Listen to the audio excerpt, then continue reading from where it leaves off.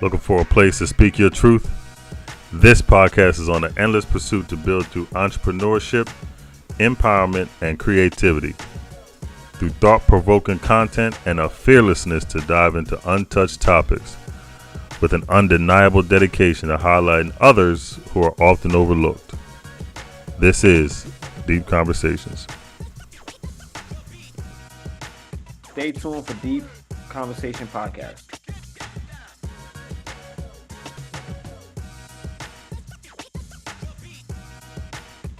Welcome to Deep Conversations Podcast, everybody. I'm your host, Ryan Stewart, and today I'm here. I'm blessed to have a hairstylist and salon owner, Isata J. And today we're gonna dive into a little about who you are, Isata, and just tell us a few things about yourself. But I want to start for the people that don't know who you are. The viewers, can you give a little bit of your background of who you are and your upbringing? Hi, my name is Isata J, and I'm 23 years old, and I was raised in the Bronx, was born in Harlem. I was actually, fun fact about me, I was actually born at home. I wasn't born at a hospital. And I'm the middle child of 5 kids, and I was raised in an African household, but I don't have a typical African background. My parents actually split up when I was like 10 years old, so I was in a single parent household. And from there, I just learned how to resilience and hard work from my mother. So and talking about that, I'm from a family of 4 boys, and I'm the third. We was kind of stair step. So I don't know. I think that's what you just said, the resilience. I think that for me, being I don't know if it's a third child thing or something, but just always, Kids, middle child. It's yeah, like you're underlooked for the good qualities, but you're always looked at when you do something bad. Like I always got the attention when I yeah, did bad, but every time I did something good, it was never enough. yeah. So it. I don't know. I always try to do things for myself. I hate asking for help. It might be like a Yeah. gift and a curse, but that's just I wait to the very last second that I Mhm. can that I can actually wait. But you started. You have this business. You're a hairstylist. You're a salon owner. But um, when did that vision start for you?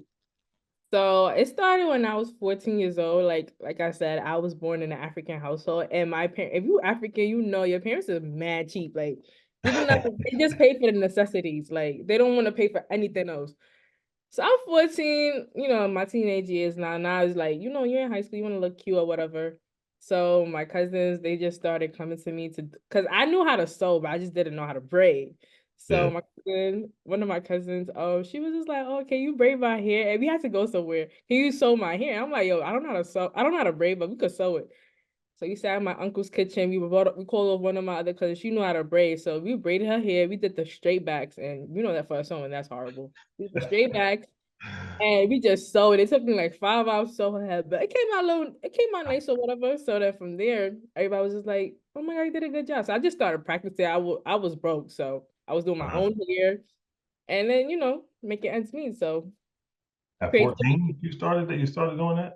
Yeah, I just started doing my own hair, my friends' hair, my cousins' hairs, and then from there, everybody's like, "Why don't you just take it serious?" But I was just a little scared all the time to start a business because I used to always be like, "Who It's would support me?" and when you're dealing with people, it's you don't want to mess up.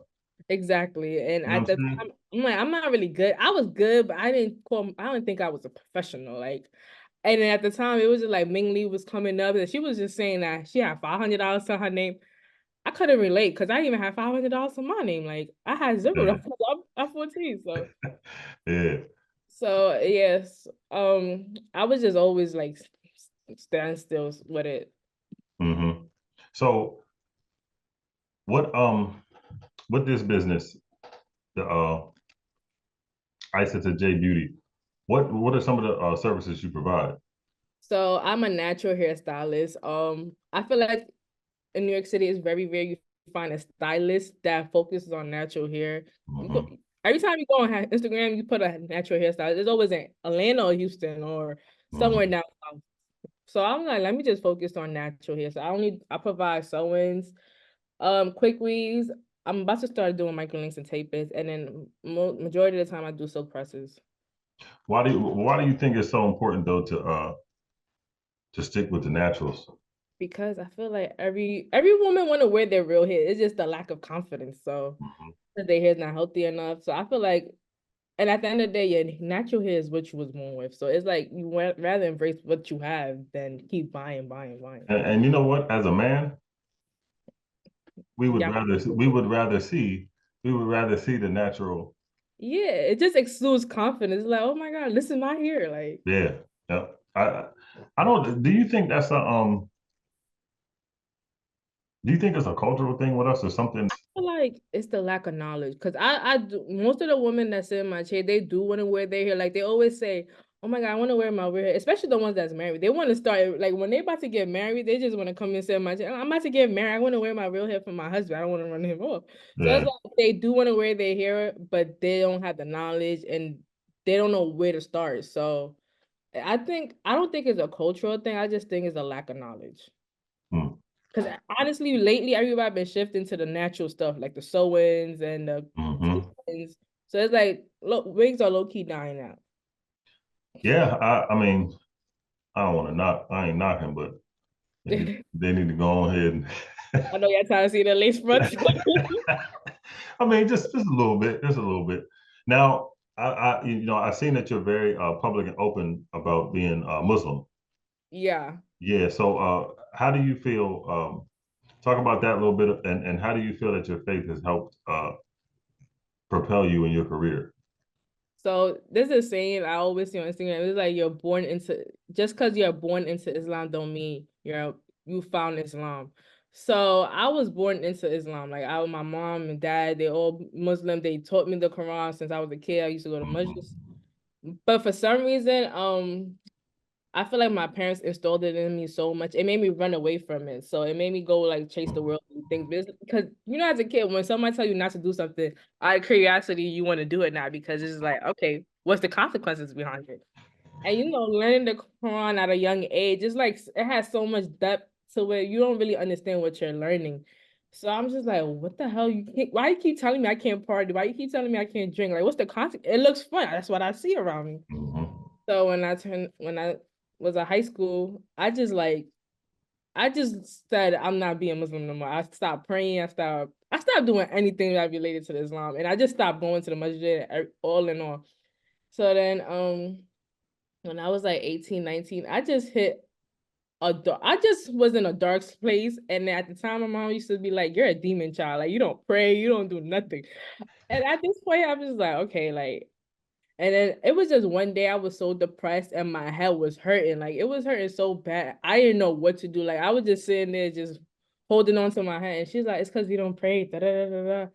So one day out of 4 years, I chose to pray.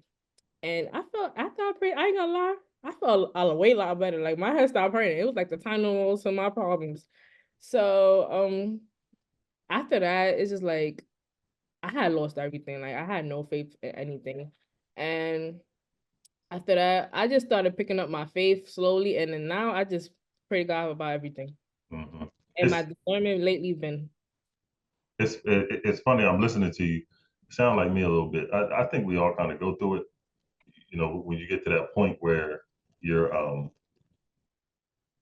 you want to do your own thing. yeah, and it's like experience is the best teacher at the end of the day. So just because somebody tell you not to do something, you're not gonna understand until you go through it. And it's like, okay, now Hmm. I see why they said don't do a lot of things because it's very harmful for you at the end of the day. So it's like stuff that protected me that I just didn't see at the time. Hmm. It's I I'm a tell you a quick story, but I remember for me, it was I ended up in a Mhm. like a dark place. You know what I mean? Where it was like you think you think you know what you're doing. You know, Mhm. I probably was maybe 18 or 19, but I remember I remember being out with some of my friends, and we ended up we ended up walking past an alley. And at the time, I'm like, you just want to hang out, you want to be cool. I remember I was never like a big drinker, but I just remember I would social drink.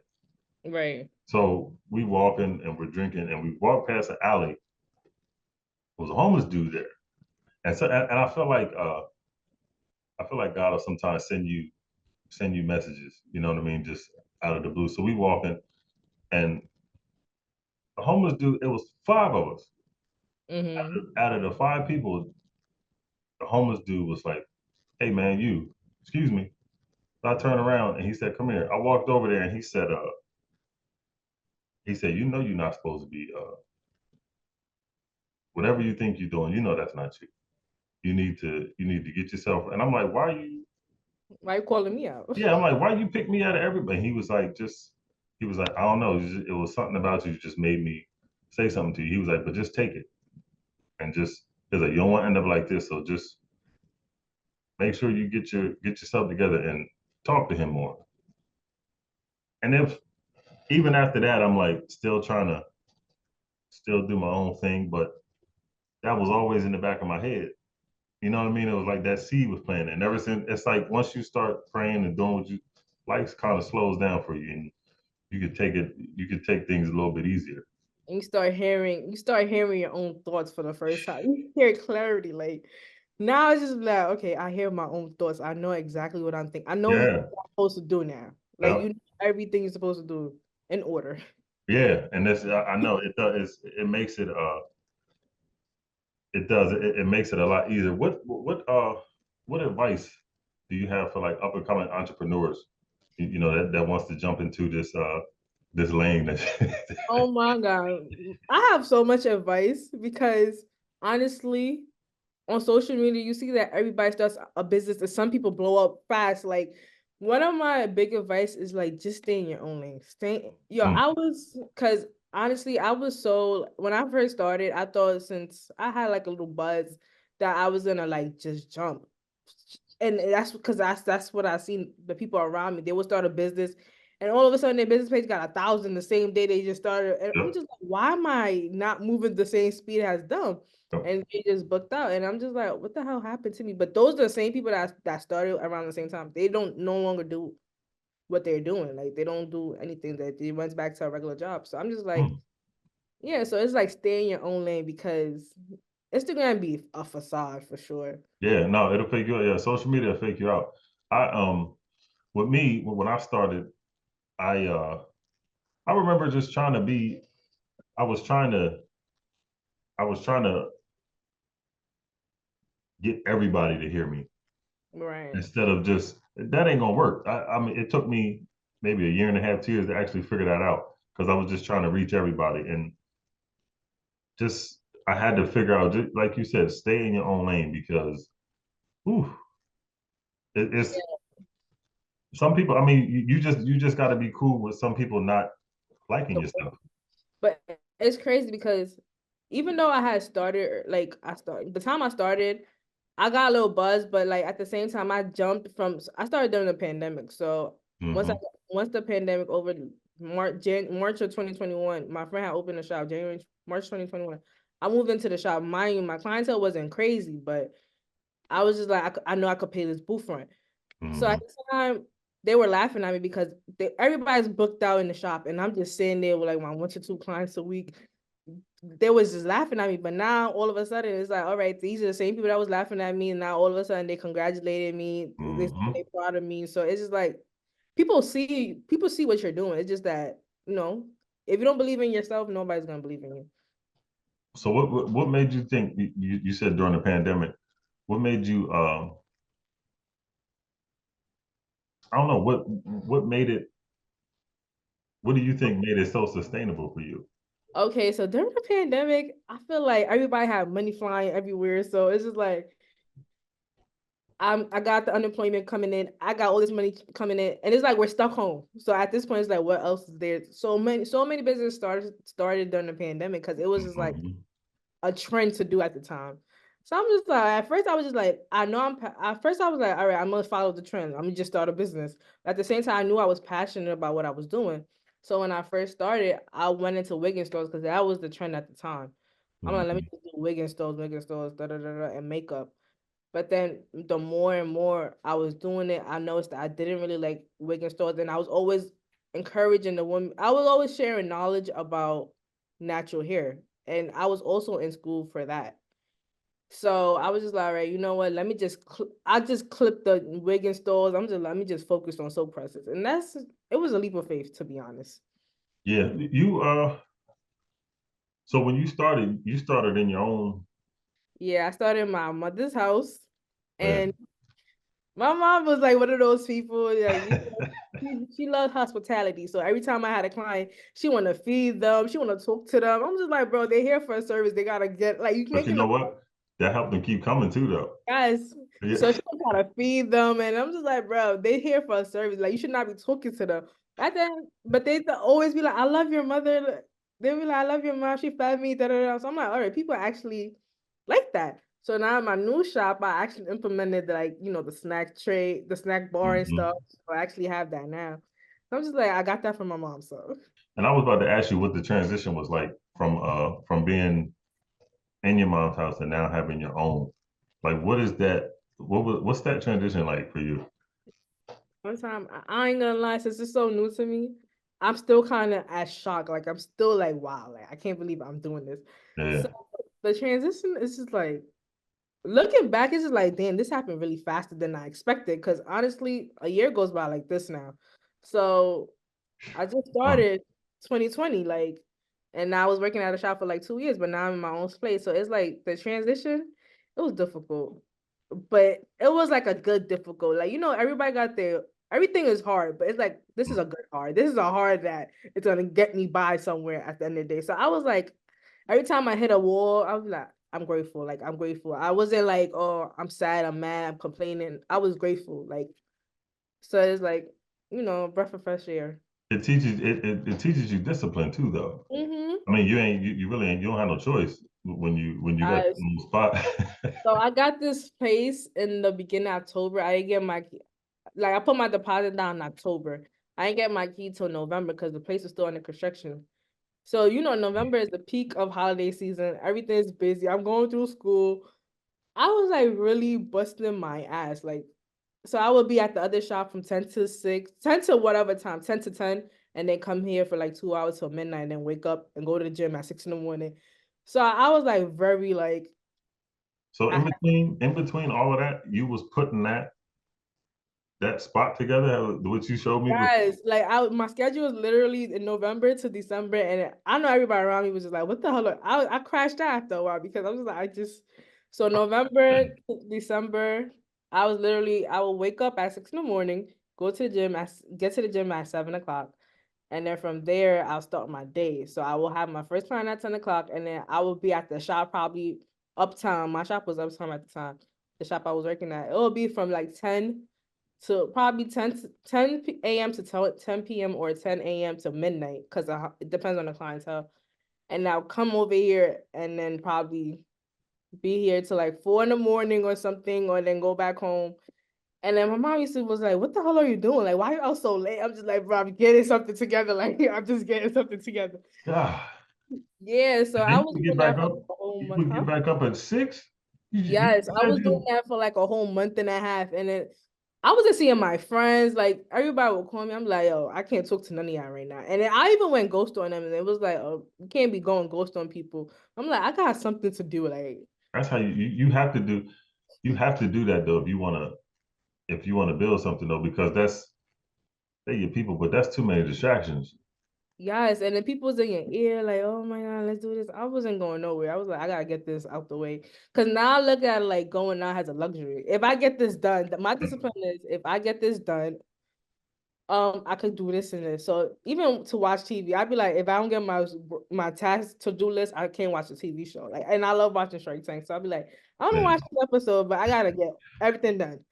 So that's how I reward myself. Oh, that's good though. I wish I knew that. I wish I had that mindset when I was 23. I thought I wasted a lot of time, man. But you the goals. What are some of the goals you have for yourself with I would say and then this year and then let's do a year and then 5 years down the road. So this year, I actually wanna. So I just released my product line. I mean, my hairline, my collection line. So I actually wanna, because now I'm doing the sewings and taping. So I've been releasing Mhm. that. But I also want to focus on the product line. So I'm focusing on that. this year, just getting a chemist and everything situated. And then the year after that, next year, hiring an assistant. So I want to build a team. I need to start building my team. Mm-hmm. So, and then next year, actually, it's so crazy. I don't even know how it's gonna fit in. But I always wanted to go to law school. Yes, I But always you wanted. know, you could do it though. That's Yeah, I know I could do it. don't I try always to. wanted to go to Yeah. law school. So I graduate this year and I'm like, I want to go to law school. It's always been on my mind. I do this journaling ever since I was 14. I used to journal. So I was reading back one of my notes when I was in freshman year. And I said, I see myself being a lawyer. So I'm just like, all right, I want to be the woman I told my younger self I would be. So I was like, I'm going to go to law school. Because I feel like school is a necessity at the end of the day. Mm-hmm. So I was like, I want to go to law school. So I'm manifesting Columbia Law School. I get accepted there September. So I don't yeah, so that's where I see myself in the next 3 or 4 years, law school and building my business No, continue. that's dope though. You could do that. No, you could do that. See, that's what I'm saying. I wish my mindset was like that when I was in my 20s. I'm be 40 this year. Oh So my God, you look so young. it, I well, thank you. I appreciate that. Sometimes I don't feel like it, but no, but it's man, when I was 23, good gosh. I don't know. I don't even remember what I was doing. I wasn't as focused. I don't know, but you know what though? Saying that, men take a little longer. yeah, men do take a little longer because Yeah, it takes us a while. I'm gonna just say it, we stupid. We it take us a while to mature. That's what it is. psychologically, well, scientifically, you could Google it. Men think with one side of their brain, women think with two. Well, y'all need to help us. Shit, Yeah, so it's like psychology says men think with one one side. side. Yeah, so I only think on the left side of your brain, we think with both sides of our brains. That's why we got the emotional part. Yeah, I think logically, we think emotionally and logically. That makes sense. Yeah, so every time I talk to a guy, I always deduct five. So I'll be like, when he tells me 28, I'm like, okay, that means you're mentally 23 in the head. And I'm just like, oh no. Oh, that's funny. No, but that might be that you might be onto something with that one. I never thought about. Yeah, that's crazy. You said something a little earlier about you know talking to your younger self. What would you say now if you could, you know, if you who you are now, what would you say to your younger self? I feel like I need to hear this right now, has because I feel like even though I feel like I'm doing a lot. People say I'm doing it, I don't think I'm doing enough. Stop stressing. Like I feel like ever since I was a kid, I always stressed about my future. And I'm just like, I'm doing enough for myself, but I feel like it's not enough. So I feel like even right now, I need to take that same advice. Stop stressing. I be stressing about 5 years from now, and there's always I do it. I never know how to live in the moment. Hmm. Yeah, yeah. I feel like see that's why I like doing these conversations because talking to us and our culture is it's always the same The thing. hustle, yeah, the hustle, Yeah, it's all always about hustle culture. and it's always the same feelings and the mindset that we always have, whether it's good or bad. Through these 3 years that I've been doing this, I've been noticing everybody has the same. When things go bad, it's like it's tough for us, but we built to withstand everything. Maybe because you know years ago, all Mm. them what happened with our ancestors and all of that. But I don't know. It's I got one more question for you, but before I do, I just I want to congratulate you on everything that you're doing. You know what I mean? Because it's hard being an entrepreneur, and for you, you know, at the age that you're doing and the mindset that you have, you know, a lot of people don't have that. You know what I mean? That's something that needs to be have a light shined on it because you know you saying you want to go to law school, you got the business that you're doing now, and you know all the stuff that you're doing is I want to I want to give you your flowers because it's as hard as you work and sometimes you don't get to hear it. You know what I Yeah, mean? So I just wanted to take that moment just to tell you to keep doing what you're doing and go to law school. You know, don't have those thoughts about, you know, I wonder if I can do it. Just do it. And then just let the chips fall where they may. But Going back with the one more question. Going back to you want to shout out your social media? I can put it in the video Yeah, so so everybody know. my personal page is underscore Isata ISATAJAY, and then my business page is ISATAJAY underscore beauty. Gotcha. And I'm gonna put when I edit all the I videos. want to say thank you for giving me my flowers because, like I said, I always stress about something. Yeah. No, yeah, it's I think I feel like it's important that we need to start uplifting each other. We bad at that Yes, that's in what. our culture. So our culture, we never congratulate people. Like No. even when they do hit, it's like, but you could have done more. Like I know that's the Yeah, household. that's what I'm saying. It's like I come home with a 90, but why ain't get the last 10%? I'm like, what the Yeah. hell? I know, and You it know? it kills everything. It's like Yes, it's I don't like care about the I don't 90 no feel more. appreciated. I don't Yeah. feel like, but I feel like we're slowly adapting. Yeah, we need to. Yeah, we need to. Even when I'm out, I see people, and I just when I see us, people might think I'm weird, but I'm like, I smile because I'm like, we need to be like that towards each other. You know what I mean? We don't always have to look at each other with a mean mug or something like that to kind of. First of all, I want to kill all that negative energy. I don't want nothing coming my way that I don't I don't need. So, I just we need to do better with each other. But you, what have you learned? You said you're 23. Mm-hmm. What all the stuff that you've been doing since COVID and even as a little girl, what have you learned about yourself mentally and spiritually? A Got, lot. got you on that one. A lot. I could actually, it's so much. What have I learned about myself mentally? Say it. So much. Say all of it. Putting myself first is the hardest thing, but it's necessary. So I grew up in, growing up, I don't know if it's like an African thing, but it's just like as a daughter, you're always the one to prepare the meals, cook. You're always catering and nurturing to someone, and that's how Mhm. we're taught to be. Like even from like as a kid, it's always like we're preparing you to your husband. It's like, but the husband's not here. But it's like you still have to prepare yourself Yeah. for that, and it's like you put yourself on the back burner because you always catering to somebody. Like you're catering to your brothers, you're catering to your father. Like it's always somebody catering to it. And it's like putting yourself first is the hardest thing to do, even as a woman, like because we have such a nurturing spirit. But it's like it's necessary because it's like if you don't nurture yourself, who's gonna nurture you at the end of the day? And it's like everybody can nurture you, but so much. Like you gotta nurture yourself first. If you nurturing everybody else, Yes, and this helped me spiritually, mentally, physically, because it's like ever since I started going to the gym, I've been on like this 1 year journey, and this is like I feel like I could every time I go to the gym in the morning, I feel like I could conquer the world. Like that's my dopamine in the morning. So it's like that's my Red Bull. Like I was like, all right, I gotta go to the gym. And then spiritually is like me praying to God. That's me putting myself first because like I'm taking the time to isolate myself and listen to my own thoughts, meditate on what I'm hearing, and active seeking advice.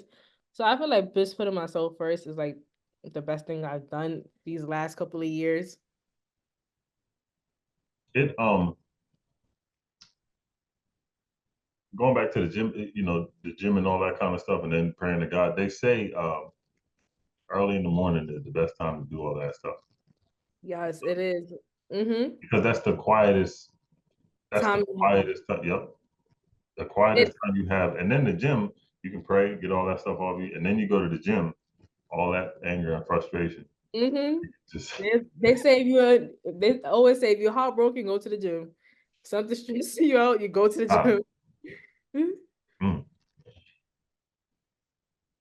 Listen, I appreciate you.